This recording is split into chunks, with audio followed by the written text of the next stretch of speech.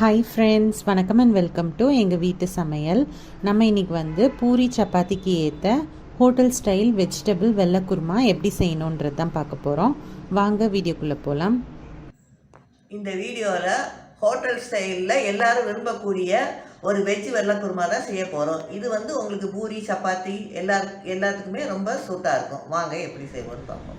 இதுக்கு வந்து 1/4 கப் போல் பட்டாணி, ஒரு பெரிய வெங்காயம் நறுக்குனது, ஒரு கேரட், 2 பச்சை மிளகா, ஒரு 8 பீன்ஸு, ஒரு உருளைக்கிழங்கு, இது எல்லாத்தையும் நம்ம எடுத்துக்கணும். இதெல்லாம் இந்த மாதிரி பொடியாக நறுக்கி வச்சுக்கோங்க. இதுக்கு நம்ம ஒரு தேங்காய் மசாலா அரைக்க போகிறோம். அதுக்கு வந்து 1 ஸ்பூன் போல் கசகசா, 1/2 ஸ்பூன் போல் சோம்பு, ஒரு 10 முந்திரி பருப்பு, 3 டேபிள் ஸ்பூன் போல் துருவின தேங்காய், கீரின பச்சை மிளகா 2, இதெல்லாம் எடுத்துக்கணும். 1 ஸ்பூன் கசகசாவை நம்ம வந்து வார்ம் வாட்டரில் கொஞ்சம் ஊற வச்சோன்னா அது வந்து மசிகிறதுக்கு ஈஸியாக இருக்கும். அதனால் அதையும் சேர்த்து அரைச்சிக்கோங்க.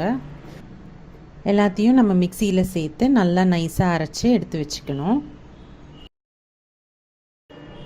இப்போ வந்து குக்கரை நம்ம அடுப்பில் வச்சுட்டு ஒரு 2 டேபிள் ஸ்பூன் போல் எண்ணெய் விட்டுக்கணும். எண்ணெய் வந்து நல்லா சூடானோன்னே ஒரு பீஸ் பட்டை, 2 கிராம்பு, ஒரு ஏலக்காய், இதெல்லாம் நம்ம சேர்த்துக்கணும். ஒரு பிரிஞ்சி இலை, கொஞ்சோண்டு கல்பாசி, சோம்பு ஒரு 1/4 ஸ்பூன், இதெல்லாம் போட்டு தாளிச்சிக்கணும்.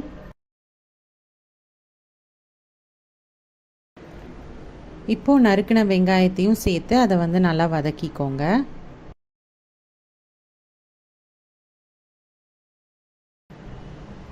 கூட ஒரு 2 பச்சை மிளகாய் சேர்த்துக்கோங்க.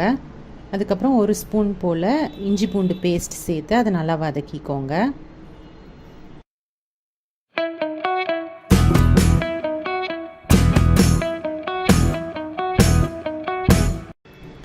இது நல்லா வதங்கி பச்சை வாசனை போனோன்னே நம்ம வச்சுருக்க வெஜிடபிள்ஸ்லாம் அதில் சேர்த்துக்கலாம். கேரட்டு, பீன்ஸு, உருளைக்கிழங்கு, பட்டாணி, இது எல்லாத்தையும் சேர்த்து அதை நல்லா வதக்கிக்கோங்க.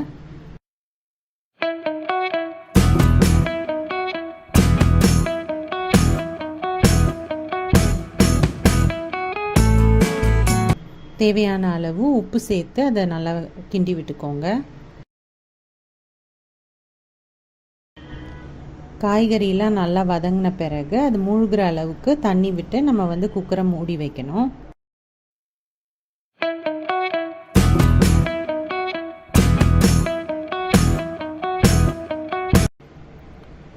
ஒரு விசில் வந்தோன்னே நம்ம இறக்கிக்கலாம். நம்ம திறந்து பார்த்தோன்னா 50% காய் வந்து வெந்திருக்கும்.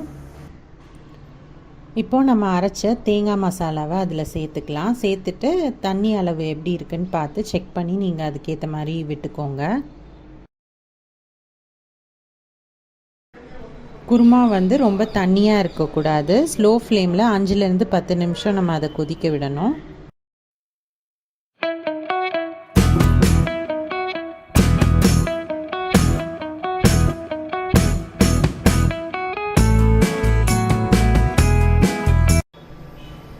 கடைசியாக மல்லித்தழை போட்டு நம்ம வந்து இறக்கிடலாம்.